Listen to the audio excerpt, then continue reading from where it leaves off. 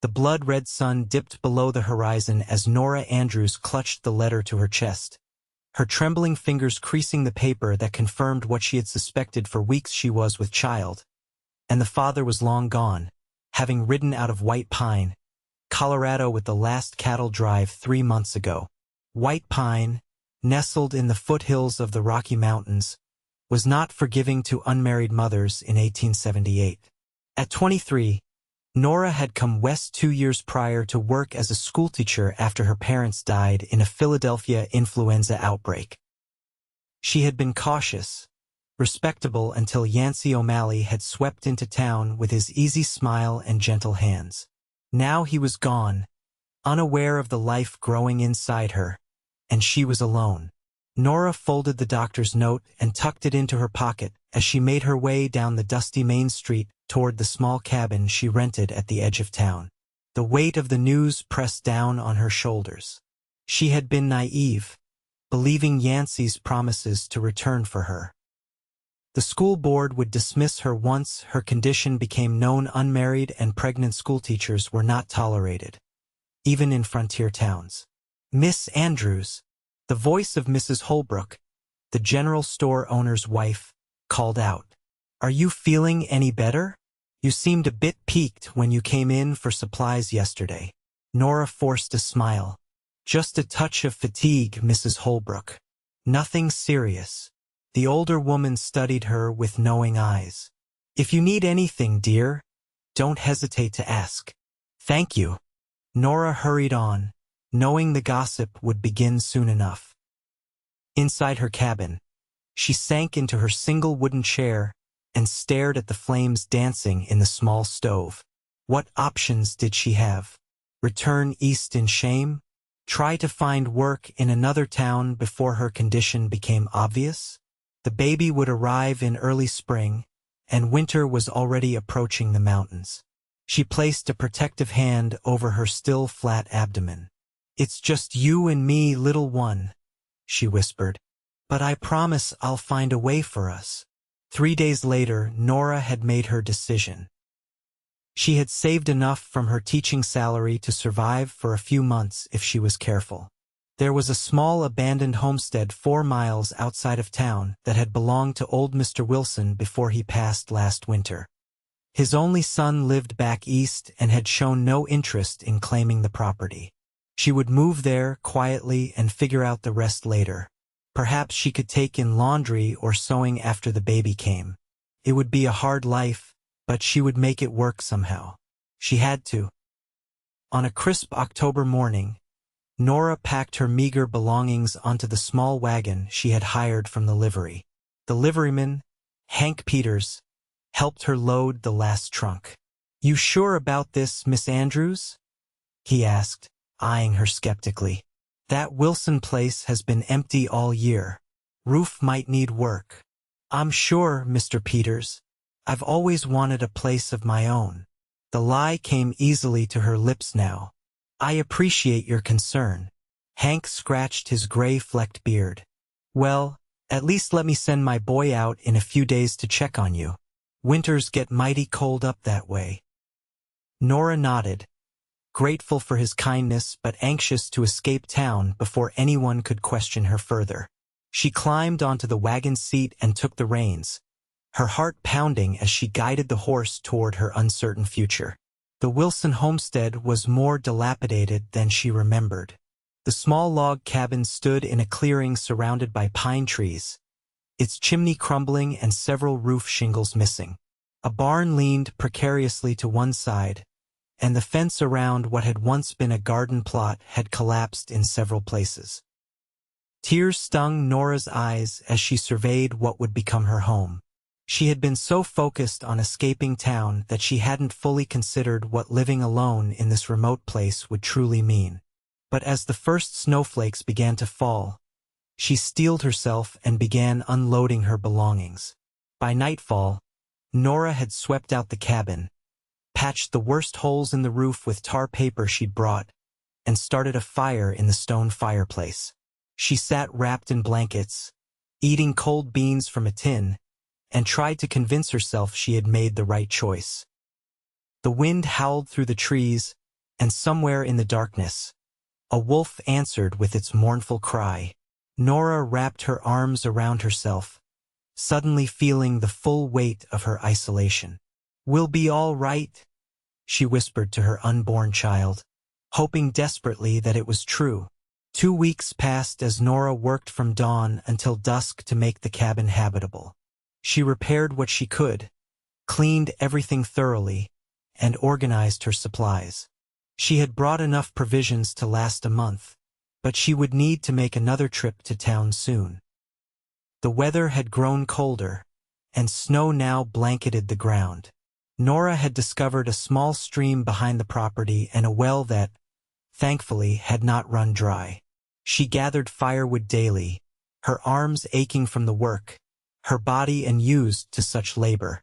One morning, as she struggled to chop kindling, a voice startled her. "You're holding that axe all wrong, madam." Nora spun around, nearly dropping the tool.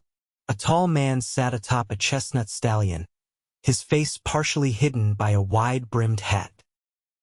He dismounted in one fluid motion, revealing broad shoulders and a frame built for the physical demands of ranch life. "Who are you?" she demanded, clutching the axe tighter. "This is private property." He removed his hat, revealing thick dark hair and eyes the color of a summer storm. "Yancy O'Brien. I own the Double Circle Ranch over the ridge." He gestured vaguely northward. "Didn't know anyone had taken up residence here." Nora stepped back, studying him warily. He appeared to be in his late 20s or early 30s, with a face weathered by sun and wind, but handsome in a rugged way. A small scar bisected his right eyebrow. "I'm Nora Andrews. I purchased this property recently." It wasn't entirely a lie. She had written to Mr. Wilson's son offering to buy the homestead with her savings, though she had yet to receive a reply. Yancy's eyes took in the patched roof, the stacked firewood, and her clearly exhausted state. "No offense, Miss Andrews, but you don't look like you're prepared for a mountain winter." "I'm managing just fine, Mr. O'Brien." Pride stiffened her spine despite her fatigue. "I don't require assistance." A smile tugged at the corner of his mouth. "Didn't offer any. Just making an observation." He placed his hat back on his head. "Though that roof won't hold through the first heavy snow." Nora bristled. "As I said, I'm managing." Yancy shrugged. "Suit yourself. Just being neighborly." He swung back onto his horse with practiced ease. "Double Circle's about 3 miles north if you change your mind or need anything." Before she could respond, he tipped his hat and rode away, leaving Nora staring after him, the axe hanging forgotten in her hand. That night, as she huddled by the fire, she begrudgingly admitted to herself that Yancy O'Brien was right. The cabin wasn't ready for winter, and she was already exhausted. Her morning sickness had finally subsided, but her body ached from the unaccustomed labor, and her supplies were running low faster than she had anticipated. A particularly strong gust of wind rattled the windows, and a new leak appeared in the corner of the room. Nora placed a pot under it and sighed heavily. Pride wouldn't keep her or her baby warm and fed. Perhaps she would need to accept help after all. 3 days later, as Nora was attempting to repair a broken window shutter, the sound of horses approached. She turned to see Yancy O'Brien riding toward the cabin, leading a second horse pulling a loaded wagon. Behind him rode 2 other men. Nora straightened her skirt and attempted to smooth her hair, acutely aware of her disheveled appearance after days of hard work. "Mr. O'Brien," she acknowledged as he dismounted. "Miss Andrews." He nodded, then gestured to his companions. "This is Miguel Ramirez, my foreman, and Caleb Tanner, one of my hands." The men tipped their hats respectfully. Miguel was a middle-aged man with kind eyes and a salt and pepper beard, while Caleb appeared younger, perhaps just past 20. "What brings you here?" Nora asked, though the tools and supplies in the wagon made the answer obvious. Thought you might use some help getting this place ready for winter, Yancy replied. First big storms coming in a few days, according to Miguel's knee. He glanced at his foreman with a half smile. Miguel nodded solemnly. Never fails, señorita. When it aches like today, snow comes heavy within the week. Nora hesitated, torn between her need and her pride. I can't pay you for your labor, Mr. O'Brien. Not asking for payment. He began unloading lumber from the wagon. Just being a good neighbor. I don't accept charity, she said firmly. Yancy paused, studying her with those storm-gray eyes. Call it an investment, then. Fix up this place proper, and you can repay me next summer by teaching my ranch hands' children their letters. Got 4 little ones out there with no schooling to speak of. Nora considered this. It was a reasonable exchange, and she desperately needed the help. Very well, Mr. O'Brien. I accept your terms. He nodded once, satisfied. Good. Caleb, start on that roof. Miguel, see to the chimney. I'll fix these shutters and that broken door. The men set to work immediately, and Nora found herself relegated to preparing coffee and the midday meal from the supplies they had brought. It chafed her independent nature, but the men worked with such efficiency that by afternoon, the cabin already looked markedly improved. As Yancy repaired the front door, Nora brought him a cup of coffee. Why are you really helping me, Mr. O'Brien? He took the cup, his fingers briefly brushing hers. Told you, being neighborly. 3 miles is hardly what I'd call neighboring in these parts, she countered. Yancy took a long sip before answering. My sister tried homesteading alone after her husband died. Refused help, too proud. His jaw tightened. Found her frozen in her cabin that first winter. Should have forced her to come to the ranch. Nora's throat constricted. I'm sorry. He shrugged, but the pain in his eyes belied his casual tone. Just don't want to find another stubborn woman dead come spring thaw. I'm not as fragile as I might appear, she said softly. Never said you were fragile, Miss Andrews. Just human. He returned to his work, and Nora stood watching him for a moment before returning to the cabin. By dusk, the transformation was remarkable. The roof had been properly patched, the chimney rebuilt, shutters fixed, and the door hung straight on new hinges. The men had even repaired the stovepipe and chopped enough firewood to last a month. As they prepared to leave, Yancy approached Nora. Miguel will be by in 3 days with more supplies. Is there anything specific you need? You've done more than enough already, she began, but at his raised eyebrow she reconsidered. Perhaps some flour and sugar? And lamp oil? He nodded. Consider it done. He hesitated, then added, if that storm hits as hard as I think it will, you might find yourself snowbound for a spell. You sure you'll be all right out here alone? For a moment, Nora almost confessed her secret, almost asked for more than just material assistance. But caution prevailed. I'll be fine, Mr. O'Brien. Thank you. As promised, Miguel arrived 3 days later with a wagon full of supplies just as the sky darkened with approaching snow. He helped Nora store everything away and made sure her woodpile was stacked properly against the side of the cabin.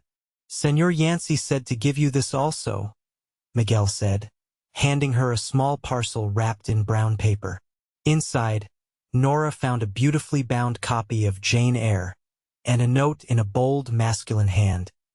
Thought you might need something to occupy your mind during the long winter evenings.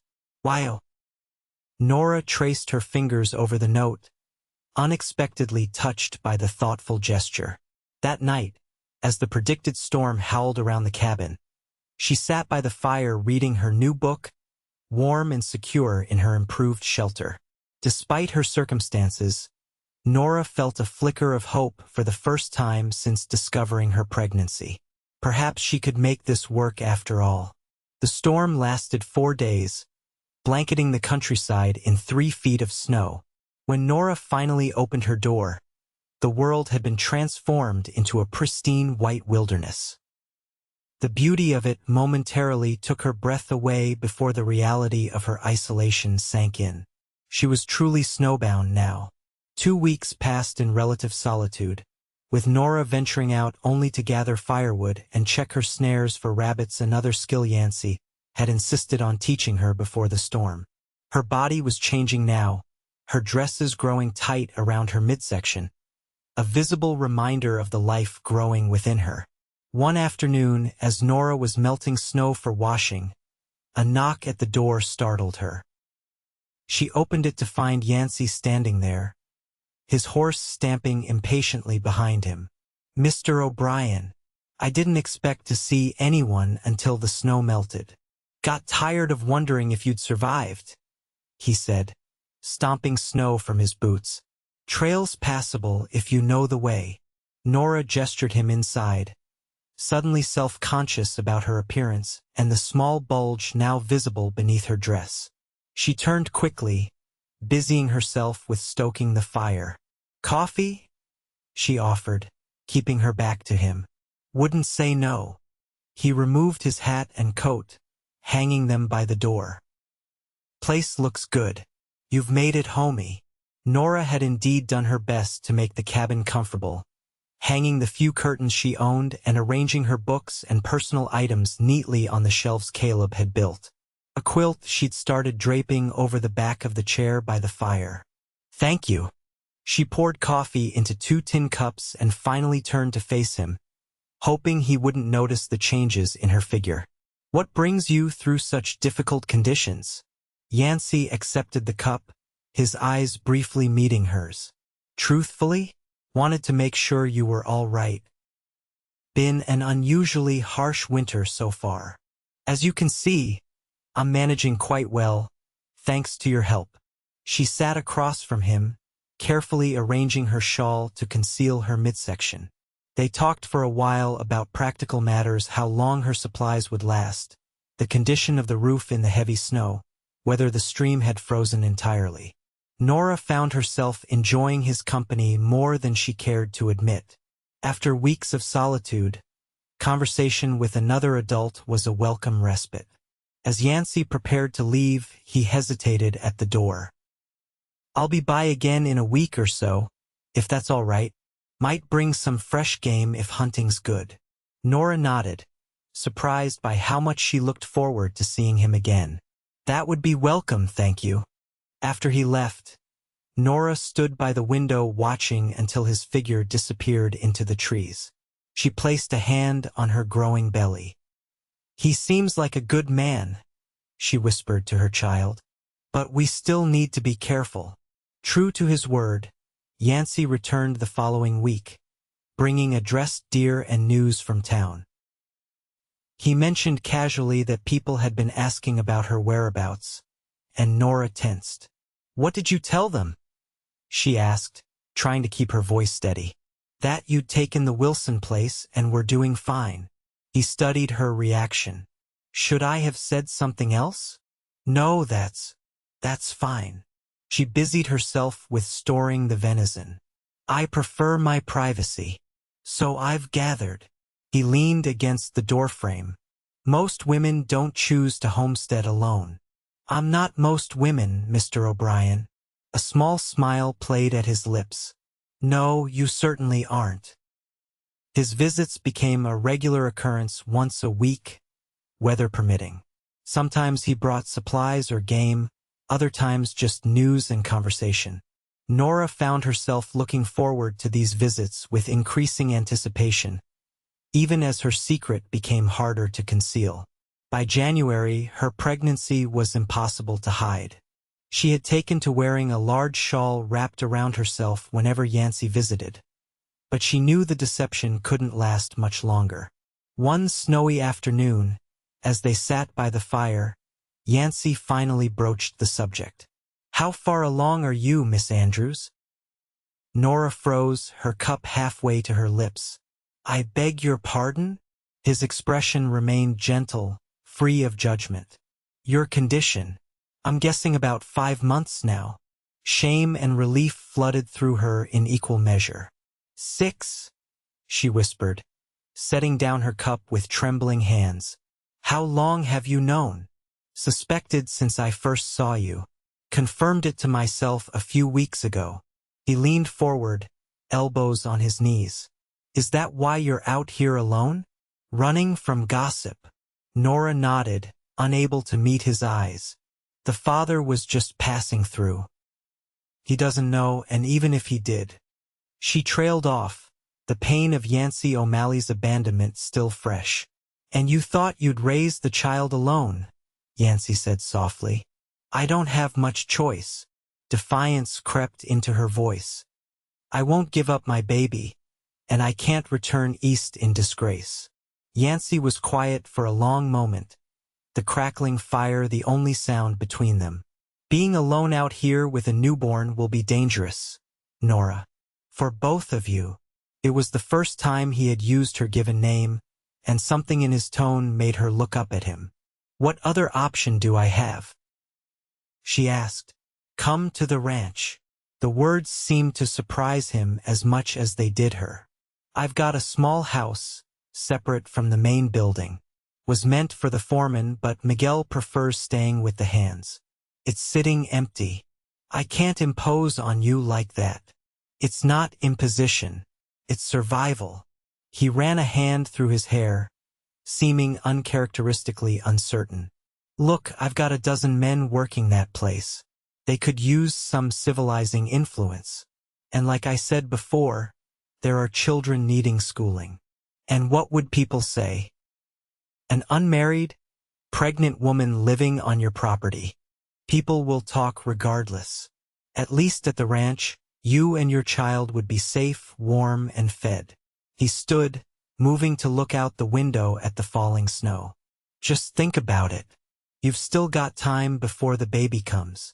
Nora wrapped her arms protectively around her middle. Why are you doing this, Mr. O'Brien? The truth this time. He turned to face her, his expression unreadable. Maybe I'm tired of seeing good people suffer when I have the means to help. Maybe I respect your courage and determination.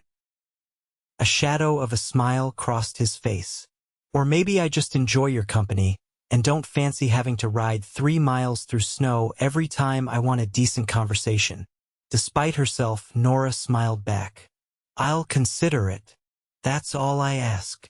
After Yancy left, Nora paced the small cabin, weighing her options. His offer made practical sense. The ranch would provide safety and security for her child. Yet accepting meant acknowledging she couldn't do this alone, that her independent plan had been naive from the start. More troubling were the feelings she had begun to develop for Yancy O'Brien, feelings she had no right to entertain given her circumstances. February brought more snow and increasingly difficult conditions. The cabin, despite the improvements, grew colder as winter deepened its grip on the mountains. Nora found herself counting the days between Yancy's visits, both for the companionship and the reassurance that the outside world still existed beyond her isolated clearing. During one visit, as they shared a simple meal of rabbit stew, Yancy spoke of his ranch and how he had built it from nothing over the past 8 years. Came out here with just my saddle and rifle after the war, he explained.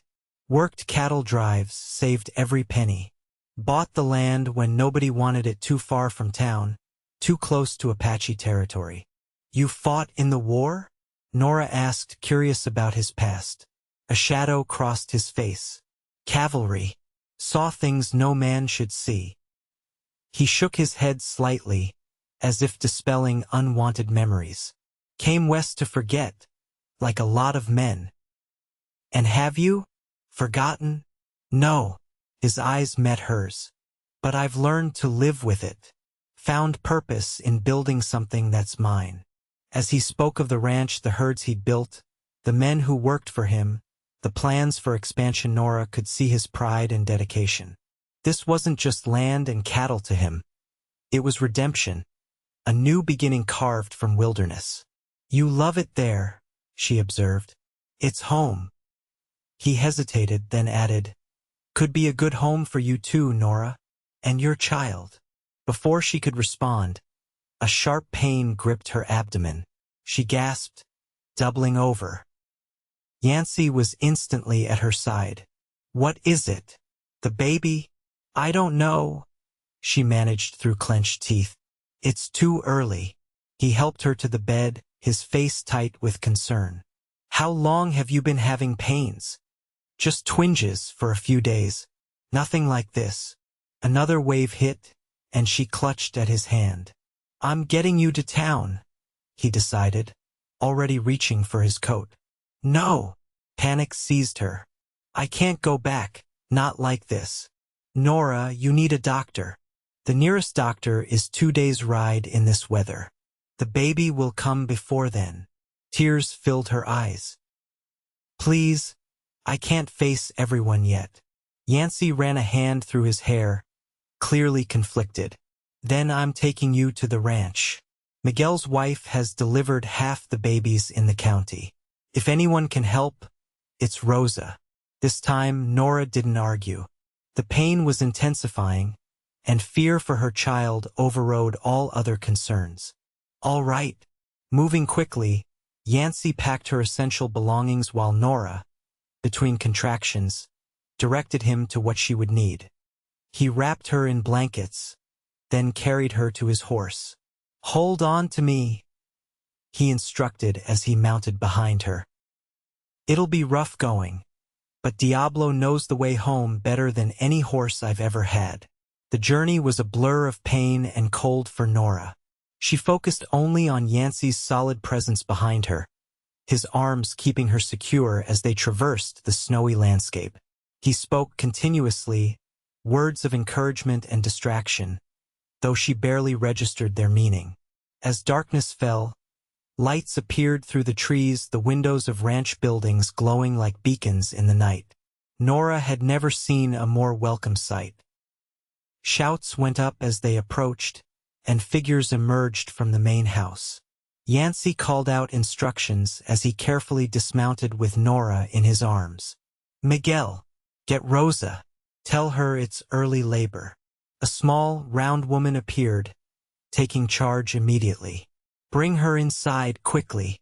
Nora was vaguely aware of being carried into a warm room and placed on a soft bed. Women's voices surrounded her, speaking a mixture of English and Spanish.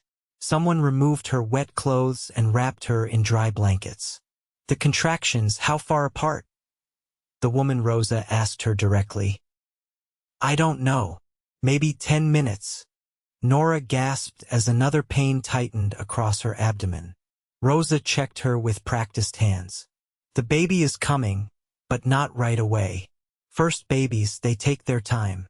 She looked up at Yancy, who hovered uncertainly in the doorway. "Out, senor. This is women's business now." "I'll be just outside if you need anything," he told Nora, his eyes filled with concern. Rosa shooed him away, then turned back to Nora with a reassuring smile. "Now, let's bring this baby into the world, shall we?" The labor lasted through the night and into the following day. Rosa never left Nora's side, coaching her through each contraction, feeding her sips of water and broth between pains, applying warm compresses to ease her discomfort. By late afternoon, the contractions were coming harder and faster. "It's time to push now," Rosa instructed. "Your baby is ready to meet you." Nora gathered her remaining strength, bearing down with each contraction. The pain was unlike anything she had experienced, but Rosa's steady encouragement kept her focused. "One more big push," Rosa urged. "I can see the head." With a final, exhausted effort, Nora felt the baby slip from her body, and then the most beautiful sound she had ever heard filled the room, her child's first cry. "A boy," Rosa announced, quickly wrapping the infant in a clean cloth. "A beautiful, strong boy." Tears streamed down Nora's face as Rosa placed the tiny, red-faced bundle in her arms. Despite being a few weeks early, he appeared perfect, a shock of dark hair, tiny fists waving in protest at his abrupt entrance into the world, and lungs that worked remarkably well. "Hello, my darling," Nora whispered, counting his fingers and toes with wonder. "I'm your mother." After Rosa had cleaned up both mother and child and ensured that Nora could nurse successfully, she left them alone to rest. Nora dozed intermittently, waking whenever her son stirred, still hardly believing the miracle in her arms. A soft knock at the door roused her from a light sleep. Yancy entered, carrying a tray of food, his eyes immediately drawn to the baby. "Rosa says you both did well," he said, setting the tray beside the bed. "How are you feeling? Tired? Sore?" Nora smiled down at her sleeping son. "But happier than I ever thought possible." Yancy approached cautiously, as if afraid he might disturb the peaceful scene. "He's a fine-looking boy. Would you like to hold him?" Surprise and something like longing crossed his face. "I wouldn't know how. It's not difficult. Here." She carefully transferred the swaddled infant to Yancy's arms, guiding his hand to support the baby's head. Watching this strong, capable man cradle her newborn with such tenderness stirred something deep within Nora's heart. Yancy gazed down at the child with an expression of awe, his weathered features softening. "What will you call him?" he asked quietly. Nora had been considering names for months but had made no final decision. Now, looking at her son in Yancy's arms, she knew. "Samuel, after my father." "Samuel." Yancy tested the name. "It suits him." He gently returned the baby to Nora. "I've had the small house prepared for you both. When Rosa says you're strong enough to move, it's ready." "Yancy," Nora began, uncertain how to express her gratitude. He shook his head. "Rest now. There's plenty of time for talk later." For the next week, Nora recovered in the comfort of the ranch house, tended by Rosa and visited regularly by Yancy.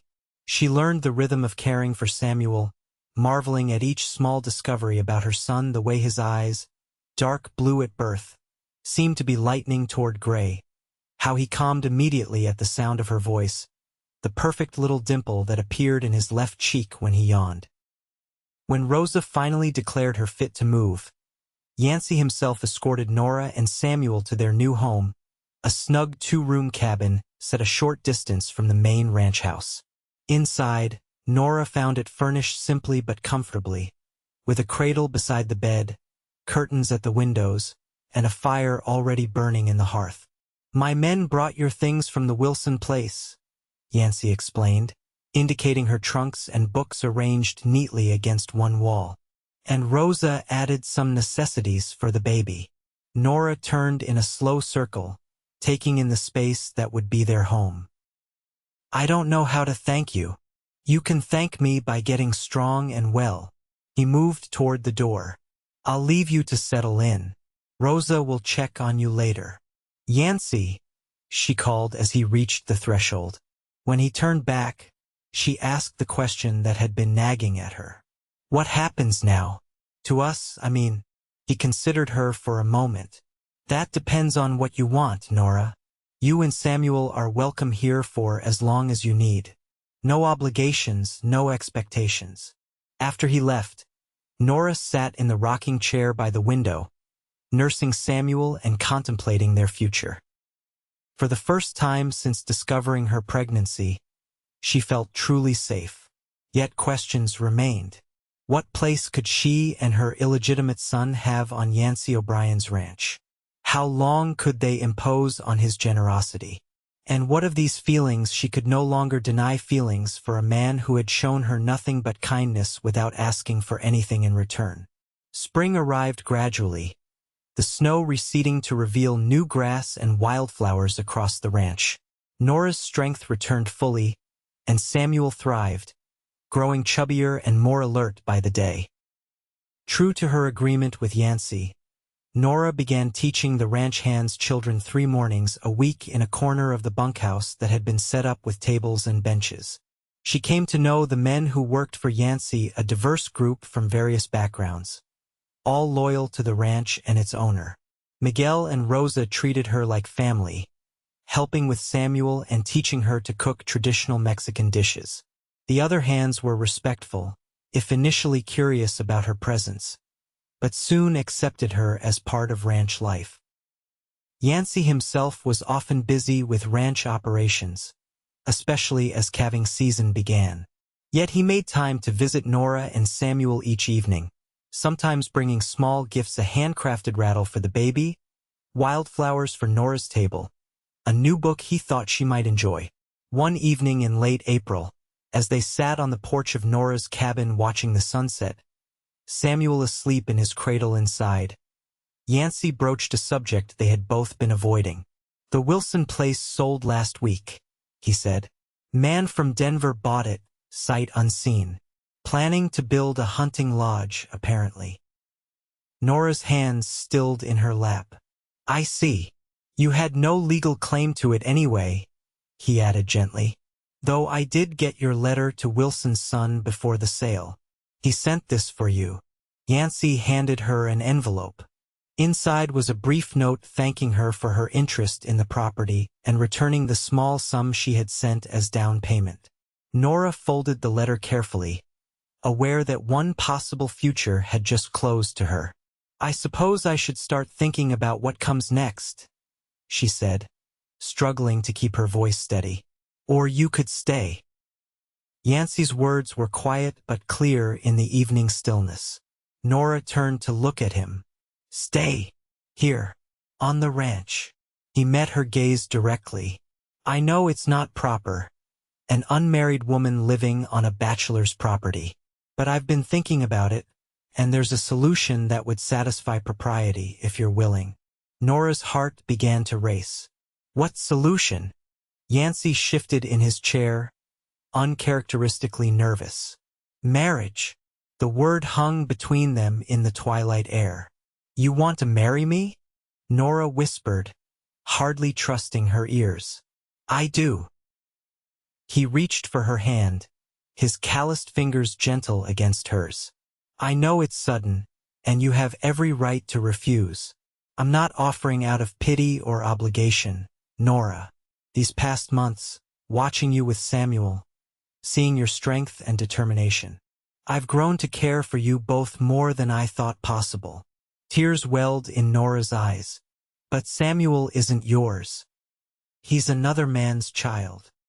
"He's your child," Yancy corrected firmly. "And if you'll have me, I'd consider it an honor to raise him as my own." His voice softened. "I told you once that I came west to forget the past and build something new. With you and Samuel, I see a chance for the family I never thought I'd have." "You would take on another man's responsibility so easily?" "Nothing about it would be easy," he acknowledged. "But I believe it would be worth it. We'll raise him together, Nora. Give him a good life, a home." The sincerity in his eyes took her breath away. This wasn't a proposal born of romantic passion or youthful impulse, but something deeper: a deliberate choice made by a man who understood both the difficulties and possibilities that lay ahead. "I need time to think," Nora said finally. "Of course." He squeezed her hand gently before releasing it. "Take all the time you need." That night, after Yancy had gone, Nora sat beside Samuel's cradle, watching her son sleep peacefully. She thought of the life they might have with Yancy: the security, the respect, the chance for Samuel to grow up with a father who had chosen him, even knowing he wasn't of his blood. But was it fair to Yancy to tie him to another man's child, to a woman whose heart had been broken once before? And what of her own feelings? She cared deeply for Yancy, respected him, enjoyed his company, but was that enough foundation for marriage? As dawn broke over the mountains, Nora made her decision. She dressed carefully in her best dress, arranged her hair neatly, and walked the short distance to the main ranch house. She found Yancy at the corral, discussing something with Miguel while watching a new foal test its legs. He saw her approaching and excused himself, meeting her halfway. "Nora, you're up early. I've been thinking about your proposal," she said without preamble. His expression remained carefully neutral. "And, before I give you my answer, I need to know something." She took a deep breath. "If I were to say yes, what would you expect of me? As a wife?" Yancy considered the question seriously. "I'd expect you to be honest with me always. To share in the running of this ranch and make it a true home. To raise Samuel with love and teach him to be a good man." He paused. "As for other aspects of marriage, I'd never press you for anything you weren't ready to give freely." Relief and something warmer flooded through Nora. "And what if, in time, I wanted those other aspects as well?" A smile slowly spread across his face, lighting his eyes. "Then I'd consider myself the luckiest man in Colorado territory." Nora stepped closer, her heart racing. "Then my answer is yes, Yancy O'Brien. I will marry you." His hands came up to frame her face gently. "You're sure? I don't want you agreeing out of necessity or gratitude." "I'm agreeing because I've come to care for you," she said softly. "Because I believe we could build a good life together for us and for Samuel." The kiss that followed was tender, a promise of deeper feelings that might grow in the safety of the commitment they had just made to one another. They were married 2 weeks later in White Pine, standing before the traveling circuit preacher with Miguel and Rosa as witnesses and Samuel bundled in Nora's arms.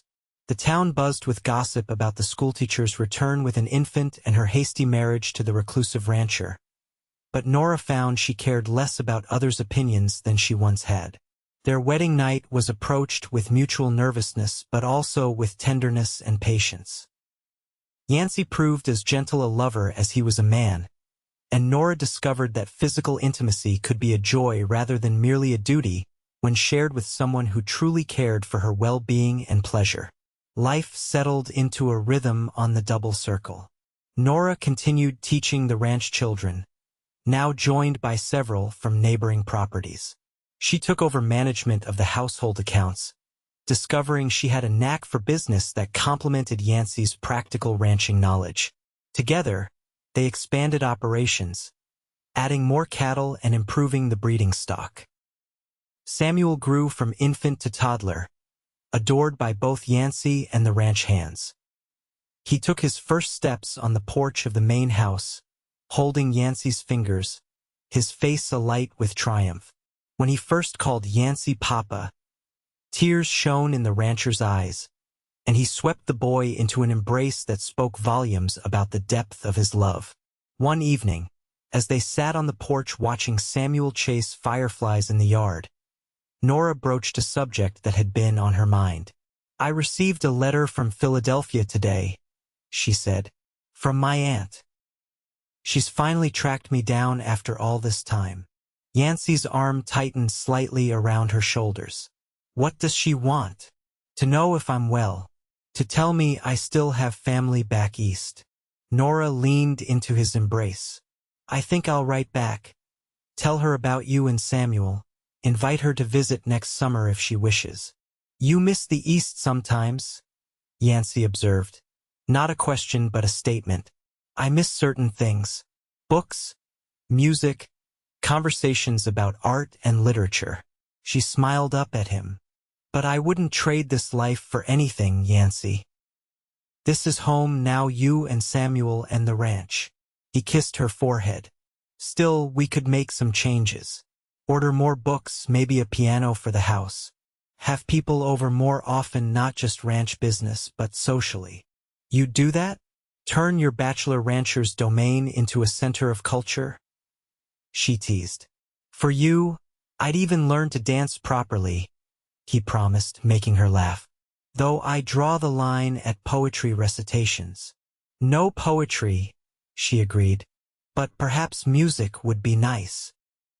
As summer turned to fall, and fall to winter again, their marriage deepened into a partnership built on mutual respect and growing love.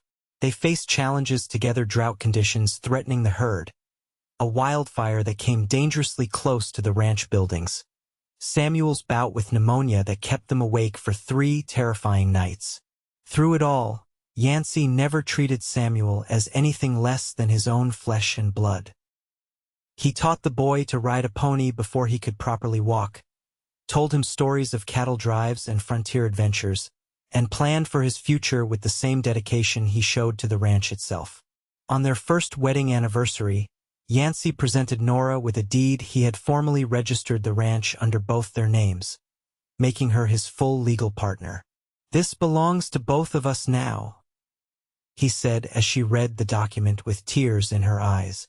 "And someday to Samuel and any other children we might have."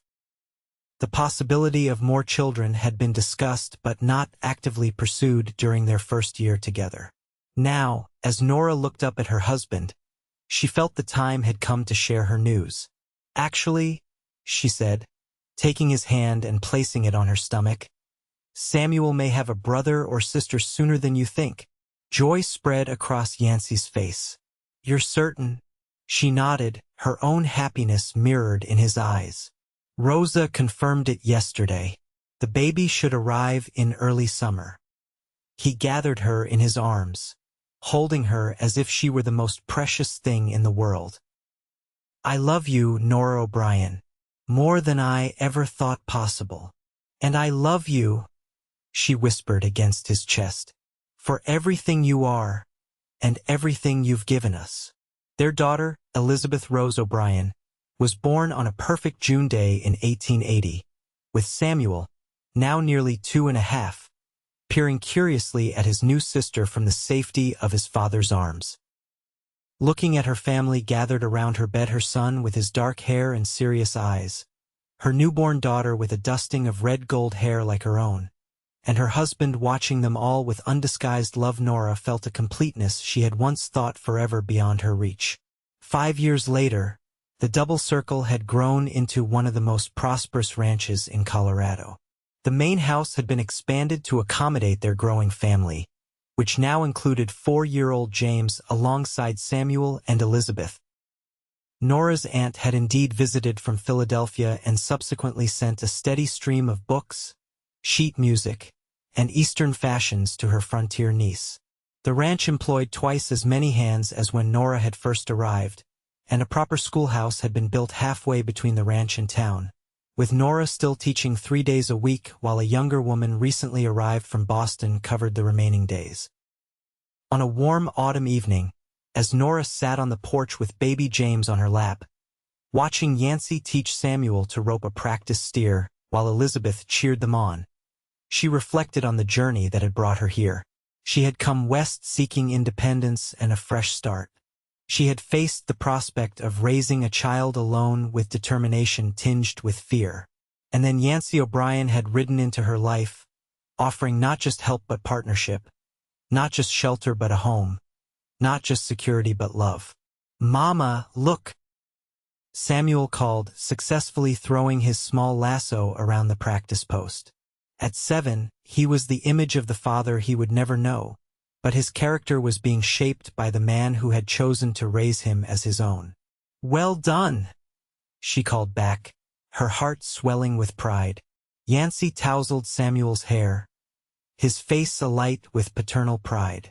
"That's my boy. You'll be out-ropping me by next spring at this rate."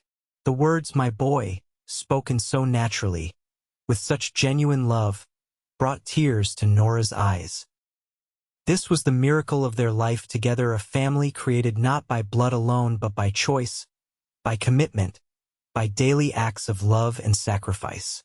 Later that night, with the children asleep and the house quiet, Nora and Yancy sat before the fire in their bedroom. She leaned against his chest, his arms around her waist, their hands intertwined. "Do you ever regret it?" she asked softly. "Taking us in that winter? Marrying me? Raising Samuel?" Yancy turned her in his arms to face him. "Not for a single moment," he said, his voice deep with conviction. "The day you and Samuel came into my life was the day it truly began, Nora." He brushed a strand of hair from her face. "Before you, I had land, cattle, success by most measures. But it was empty. You gave me purpose beyond just building and acquiring. You gave me family. You gave us life, she countered. Samuel and me. We wouldn't have survived that winter alone. Then I'd say we're even. He smiled, the lines around his eyes crinkling in the way she loved. And I'd say we've built something pretty remarkable together. Nora thought of the frightened, desperate young woman she had been, hiding in a dilapidated cabin, determined to raise her child alone rather than face judgment and shame. How far she had come, how much she had learned about strength, about forgiveness, about the family one creates through love rather than merely blood. Yes, she agreed, resting her head on his shoulder as the fire cast its warm glow over them both. Together is how we were meant to be. Outside, the wind whispered through the pines, and somewhere in the darkness, a coyote called to its mate wild sounds of the frontier that had become the backdrop of their shared life. Within the walls of the home they had built together, Nora and Yancy O'Brien held each other close, secure in the knowledge that sometimes the greatest journeys lead not to places, but to people, and that the most precious treasures are not those we seek, but those we find when we least expect them.